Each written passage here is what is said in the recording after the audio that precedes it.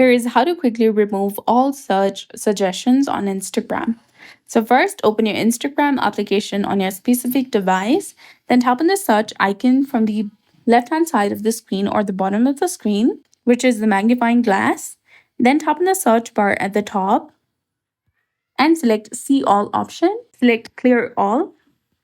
Select Clear All again. Confirm the action if prompted, and this will remove all search suggestions on Instagram.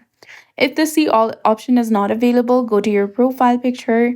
Then after it, tap on the three lines in the top right corner. This will open your settings and privacy section. Now select activity, which is between archive and notifications. Scroll down and select the resent option. Scroll down and select the resent searches option that is in the section of how you use Instagram.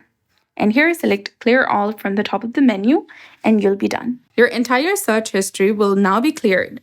So that's it. I hope you found this video helpful. If you did, please like, share, and subscribe.